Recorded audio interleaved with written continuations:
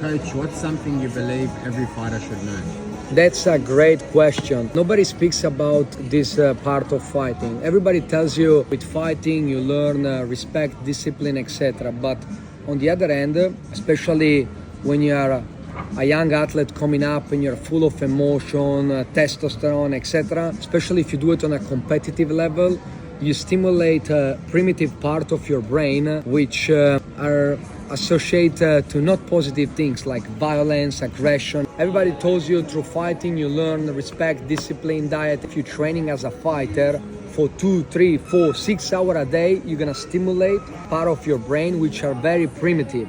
It is a violent sport. You can't bring it on the outside world or you're gonna damage everything around you. One thing I wish people have told me when I was coming up as a fighter is treat this sport same as you are acting in a movie. What I mean with that? Look at your favorite actor. Sometimes he plays a role in a funny movie. Sometimes he plays the bad guy in another movie. He's practicing for that specific camp, specific role. Same things you have to do in fighting. While you're training, you're not only training technique and tactical aspect you have to bring in the competition. You have to train also the performer you're gonna bring in the fight. I wanted to be the fighter in my 24 hours outside. But if you do that, you're gonna damage your relationship, the people you love, your family, etc.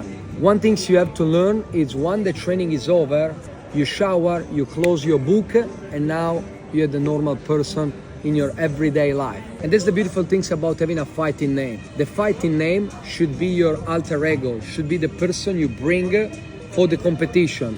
You don't want, when the training is over, bring that at home with your partner, your parents, your friends, or you're gonna have a very miserable existence. And a lot of fighters, they don't understand that. They believe it's a weakness once you are going on the outside world to show yourself vulnerable. You should be able, especially with the people who are close to you. If you're not able to be vulnerable with them, you're gonna have this heavy armor you have to carry every day. At some point it's gonna become too heavy and you're gonna break.